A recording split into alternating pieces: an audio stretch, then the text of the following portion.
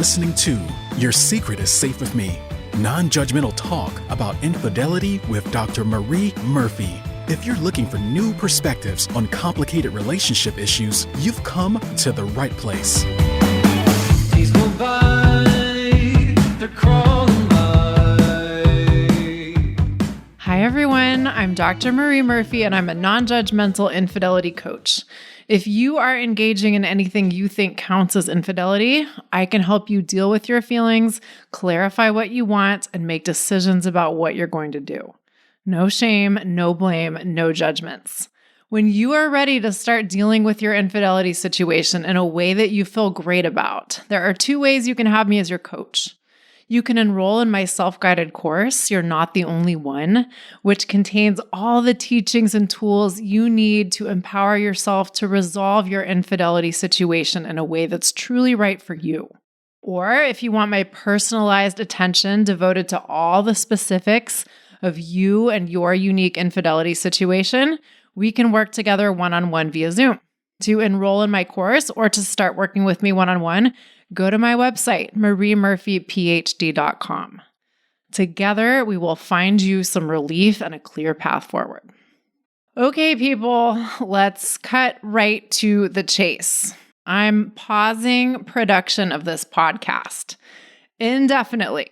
Now, just to be really clear at the outset, the episodes of this podcast that currently exist will continue to exist. I'm not killing the whole thing off. I'm not deleting all of the past episodes. I'm just hitting the pause button on producing new episodes. This might mean that I'm done creating podcast episodes forever, but it also might not. I could decide to come back to doing this. But for now, the very clear decision is to take a hard pause.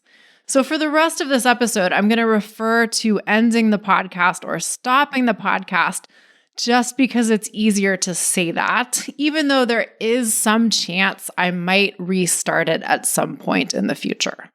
For now, though, I have no plans to produce additional episodes, and that's the important point. And I'm not doing this because anything is wrong. I draw a lot of satisfaction from creating the podcast that I share with you. A lot of my clients come to me through having found the podcast. I get lovely emails from podcast listeners telling me how much they appreciate hearing what I have to say. Some former one-on-one clients check in with me from time to time to say that they still listen to every episode. My wonderful production company, Digital Freedom Productions, has been terrific to work with. So in a sense, everything is going great. But I've also been feeling the itch to explore new forms of creative expression. I've also been kind of quietly starving for the opportunity to experiment with new formats. And several months ago, I decided that I was going to start up a YouTube channel, which I have. And although some people have a podcast that shows up on YouTube or a YouTube channel that's also a podcast, I knew I didn't want to do that for a whole list of reasons. I'm not going to get into the specifics of my reasons, but it is important to note that I was really clear on not wanting to do that. And at first, I thought, well, I'll just keep doing the podcast and I'll start up the YouTube channel, which seemed like a pretty logical thing to do. If the podcast is working, so to speak, why not keep it going and why not start something new as well? It made sense in a sense, until I realized that I just didn't want to do that. For one thing, I didn't want to allocate the time and effort that doing both things would have required. I wanted to allow myself the opportunity to set down the old thing and devote myself fully to a new thing. I wanted to unencumber myself from my allegiance to the past. Because sometimes there is inherent value in letting yourself evolve and move forward and leave old things behind. And what I really want to emphasize in today's episode is how legitimate it is to want to be free to completely move on to something new. And if we're going to do that, maybe that means we completely break from the past, or maybe that means we radically, but not completely, break from the past. Sometimes we just want to go in a different direction And we can't simultaneously go in two different directions at once. And sometimes we could technically keep doing the old thing while also doing the new things, but there could be a significant cost to trying to do that. And because of that cost, we might not want to do that. And I want to suggest that this is perfectly okay. It's perfectly okay to not want to keep doing something that you've been doing. Now, as I say this, I'm talking about many other things in life, not just ending a podcast. And I know that some of you listening will say, well, there's a big difference between ending a podcast or ending something more significant, like, for instance, a marriage, especially when there's money and property and kids and family and all of the rest of it involved. And of course, that's true to an extent. But what I see over and over again that is so important to stress is that the logistics associated with any major life change can be handled. The emotions associated with any major life change can be handled. But if you don't give yourself permission to make the change in the first place, the whole thing is over before it starts. Meaning, you may not give yourself the opportunity to even seriously consider making the changes you know you have the desire to at least consider making. And this is a really big deal. That point of choosing whether you're going to allow yourself to consider what you might want, even if it's scary as hell to do that, or you're going to try and squelch your desires out of sight and out of mind, is such an important one. And what I encourage you to do, if you feel the itch to make a change in your life, is to take that itch seriously and give yourself the chance to systematically and deliberately consider what you want. Even if it's terrifying to consider the changes you desire, giving yourself the opportunity to just consider what you want is a profound act of fidelity to yourself. And nobody can be faithful to yourself but you, so you might want to take the opportunity to do that very seriously. And if you consider what you want, or what you think you might come to the conclusion that you don't want it anyway, or you don't want it enough to pursue it. So all of the things that you fear might come with allowing yourself to honestly consider the changes you desire might never happen. So do yourself a favor and give yourself the chance to explore that desire for change before you decide you aren't even going to consider making the changes that you think you might want to make. And allowing yourself to believe that it's legitimate to want change and it's legitimate to want to try new things and let old things be done with is often a very big part of giving yourself permission to consider what you want. But getting back to the difference between making a change that seems relatively small and making a change that seems relatively big, like, say, ending a podcast versus leaving a marriage.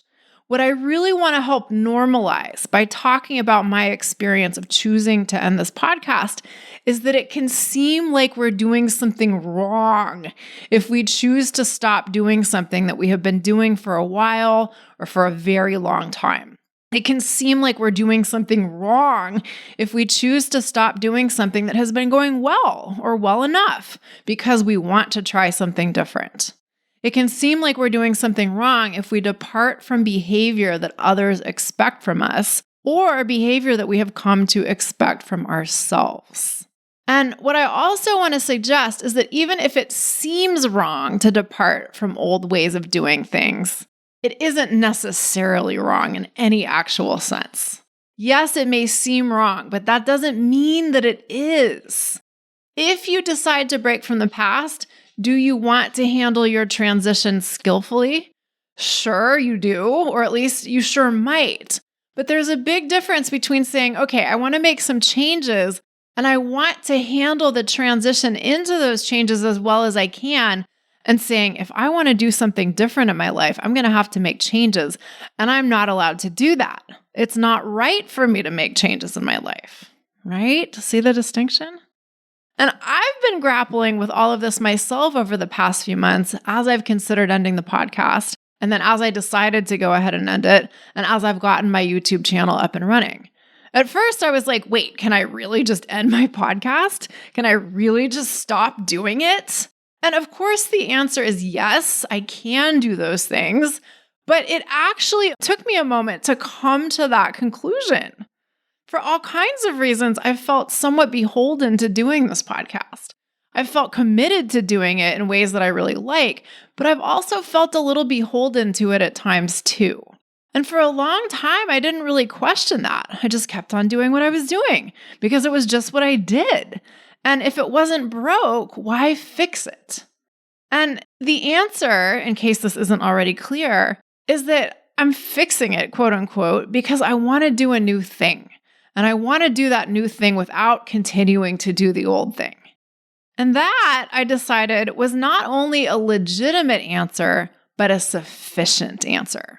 Why change anything? Because I want to be able to do the new thing without continuing to do the old thing. It can be that simple, and that can be the end of the matter. And we see nature letting transitions be that simple all the time.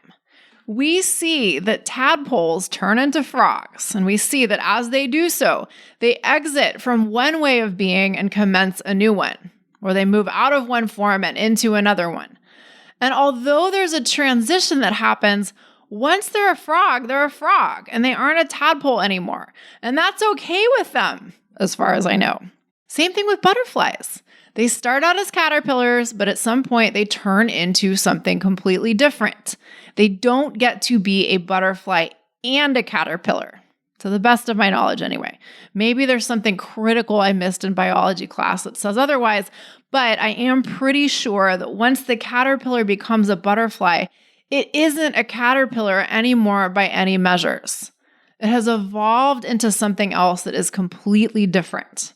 And as far as I know, butterflies don't sit around or fly around saying, gee, was it really okay for me to leave my caterpillar state? Should I have fought that tooth and nail? Should I retain some of my caterpillarness? But humans tend to make transitions or evolutions a lot more complicated than other forces of nature do. And on the one hand, that's fair enough, or at least understandable enough, because we have built a social world that we have to contend with. And that social world is more complex than the world that tadpoles and frogs and caterpillars and butterflies deal with. More specifically, you don't have to, for instance, deal with the logistics of divorce if you're turning from a caterpillar into a butterfly. You don't even have to choose your metamorphosis. Nature just impels you to it. That does make things pretty straightforward. But we humans can make change simpler and more straightforward for ourselves. We don't have to make change as complicated or excruciating as we sometimes make it. And we can simplify things by recognizing that change is a part of life. Transition from one state of being to another is a fundamental part of existence and death or non-existence or a different plane of existence. And we can start to work with that recognition actively and to the best of our abilities rather than working against it. We can also decide that all of the specific stuff that sometimes comes with change that humans like to make complicated doesn't have to be as complicated as we sometimes make it. Dealing with an infidelity situation may be a significant bit of life business that you want to carefully attend to, but you can deal with the challenges that come with being human and come with being involved in an infidelity situation without letting those challenges turn into insurmountable obstacles. The other thing I want to say about ending this podcast that I know applies to aspects of many people's infidelity situations is this. I feel like I'm ending the show with business left unfinished. I had a whole list of episodes that I planned to create. I had a bunch of notes on episodes in the works, and I had a few episodes that I was just about ready to record. And I could have decided to finish everything that I had started or finish everything that was already in progress to a certain degree. And I was kind of tempted to do that for a moment there. But I knew that if I decided to do that, I would set myself up to start sliding down a slippery slope. I would have had to make all kinds of decisions about where to draw the line. What exactly counts as work in progress? What exactly counts as an episode that is formed enough to bring to completion? What exactly would count as finishing up my business with this podcast? What do I owe the podcast? What do I owe myself in relation to the podcast? All of this got very complicated in a very yucky way very quickly. And so I decided I am done with my business with this podcast when I decide I am done with my business with this podcast. And for me, that's now, because it's more important for me to explore new avenues of creativity than it is to finish everything I started or pick up every thread that I could have woven into something interesting. A lot of people tell me they're reluctant to end a particular relationship because it feels like there's still a lot of good left in it meaning the relationship. Or they say that if they end the relationship, they'll always wonder what they had missed out on by doing so. This topic could definitely be a whole long episode in and of itself, but what I want you to consider is this. From a certain angle, it's fair to say that you are always missing out on something. Or perhaps more accurately, there are always experiences that you are not having in any given moment. And I think it's so much more helpful to ask yourself, what is it most important for me to pursue in my life right now? And what am I willing to do in the service of that? Rather than asking yourself, what am I missing out on? Or what am I afraid I might miss out on? Sometimes when a relationship seems good, or at least pretty good in some ways, and not bad overall, it seems like a mistake to give it up. Or to echo my earlier point, it might seem even wrong to give it up. And it might be important for you to stay in your good enough relationship for reasons that you really like. But what I so often see is that people cling to their good enough relationships for reasons they don't really like. So what I want you to consider is that if what you want is to evolve and grow in new directions, you may well have to give up something that's good enough or more than good enough in order to do so. There's nothing wrong with being a caterpillar. There's nothing wrong with being a tadpole. But if you want to be a frog or if you want to be a butterfly, you have to leave your previous states behind. If you want to explore new challenges or opportunities, or if you want to create new things, you may have to leave the old things behind, perhaps with some business left unfinished. None of this is to say that if, for example, you think you want to leave your marriage, you should tell your spouse you're going out to get a pack of cigarettes and then never come back. Even if you want to efficiently change course, you can still give people some kind of notice. This isn't an argument for like an abrupt, unannounced change of direction, okay? Like I'm letting you know that this is my last podcast episode, at least for the foreseeable future. And if you want to leave someone or something behind yourself, you may want to let them know too. You may want to have some kind of a transition period as you move from one state of being to another. And who knows what that transition period will look like for you in your situation. And that's all great. Having a transition from one thing to another thing can be wonderful. And if you want help figuring out the details of how you are going to transition from one state to another, I can help you with that. But know this, you really do have permission to let old things go in order to take new things on. You really do have permission to transition from one state to another. You are not beholden to the past. And sometimes the only way to go is forward, and that's okay. All right, folks, I'm going to start to bring this episode to a conclusion by saying that I am still very much around. You can continue listening to all of the old episodes of Your Secret is Safe with Me. You can get yourself on my email list by going to my website and signing up if you have not already done so. You can find me or follow me on Instagram or Facebook or Medium or LinkedIn, and my handle for each of those platforms is @MarieMurphyPhD. And you can also find me on my new YouTube channel, which is also at Marie Murphy PhD. I think it's like youtube.com/at Marie Murphy PhD. And of course, we can work together.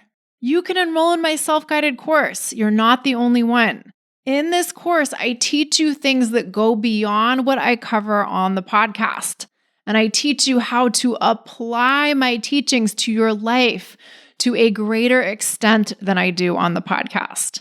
Listening to a podcast can be great, but actively engaging in my course will take your learning to a whole nother level. Or if you want my personalized attention and support, we can work together one-on-one via Zoom. When you have me as your personal coach, I am your biggest cheerleader and your biggest supporter, and I also call you on your bullshit when necessary.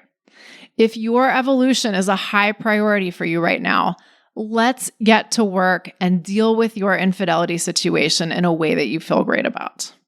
To enroll in my course or to start working with me one-on-one, go to my website, mariemurphyphd.com.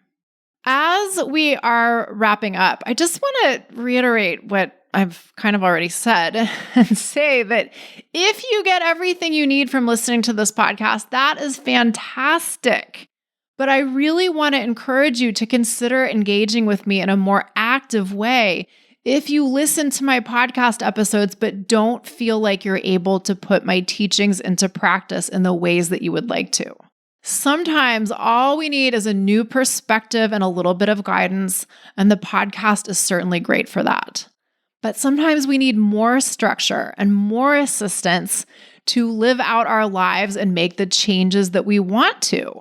And if you think that might be you, if you think that you need a little more support and a little bit more structure, you would benefit from working with me. So what are you waiting for? Dealing with your infidelity situation in a way that is truly right for you frees up so much of your time and energy and bandwidth to be more available to your life as a whole. And what could be more important than that? So let's get to work. Okay, everybody, I thank you all for the honor of your attention. There are millions, literally millions of other ways you could be spending your time and energy in this very moment. And I thank you for devoting some of your time and energy to listening to this podcast. Thank you for being a part of this journey with me. And I hope to see you around one way or another. Please stay connected to me in all the other ways. I'm sending you all of my good wishes through the interwebs or through the airways or whatever it is these days. Lots of love to you. Bye for now. Thanks for listening to Your Secret is Safe with Me with Dr. Marie Murphy. Make sure to click subscribe to get updates on our latest episodes.